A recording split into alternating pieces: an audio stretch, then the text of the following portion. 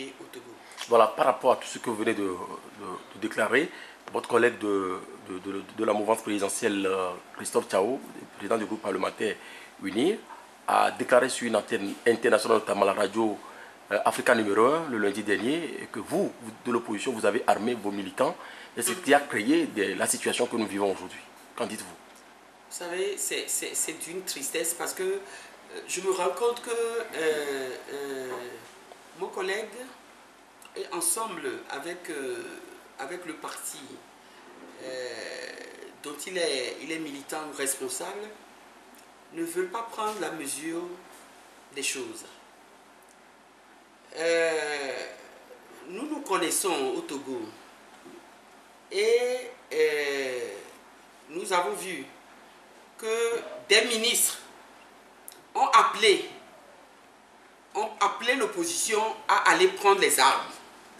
Je veux parler du ministre Trimois qui l'a déclaré à haute voix, à haute et intelligible voix sur des antennes, non même pas nationales mais internationales, au cours des débats.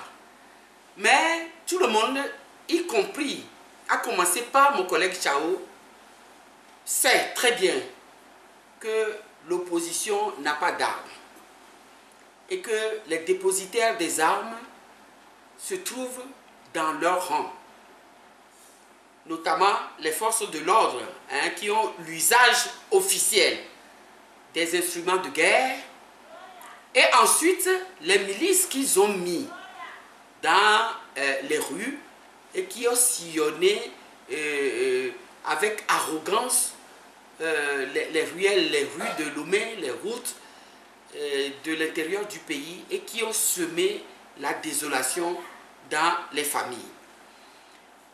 Alors, moi je suis étonné lorsque l'on crie que l'opposition a armé les militants. Jusqu'au jour d'aujourd'hui, quand on parle de ça, on a parlé des militants de l'opposition qui auraient pris des armes le 19 août lors de la manifestation organisée par le PNP. Mais imaginez-vous que jusqu'au jour d'aujourd'hui, personne ne nous a montré une seule personne arrêtée pour détention d'armes dans cette affaire. Jusqu'au jour d'aujourd'hui, personne ne nous a... On nous a montré des photos qui ont circulé sur les réseaux sociaux avec des gens qui avaient des amulettes, qui avaient des armes à main. Mais nous souhaitons qu'on nous les présente, ces personnes-là.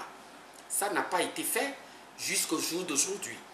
Mais la preuve de la détention d'armes, nous l'avons, ça a été administré de manière magistrale à la communauté internationale, à la communauté nationale.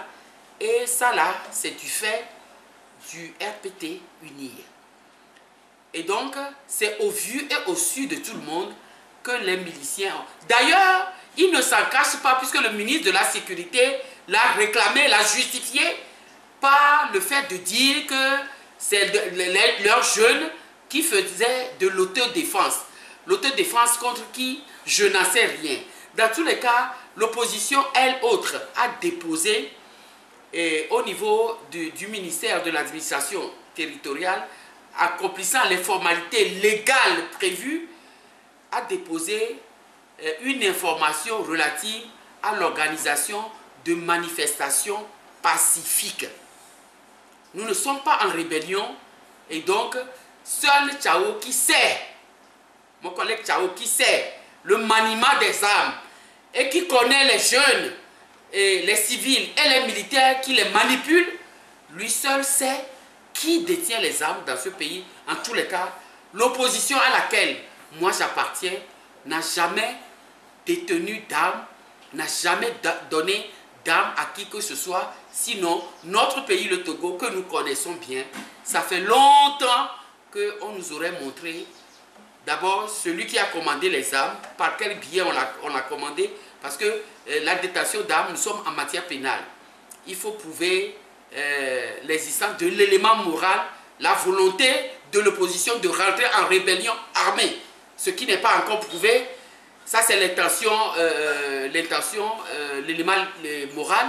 L'élément légal, prouver qu'il existe la loi qui réprime la détention d'armes. Celle-là, elle existe. Nous avons voté le nouveau code pénal l'année dernière et je sais que la loi prévoit cela. Et l'élément matériel, finalement, c'est les personnes arrêtées en détention d'armes et qui ont commis des faits dont on parle là et lesquels faits seraient imputables à l'opposition.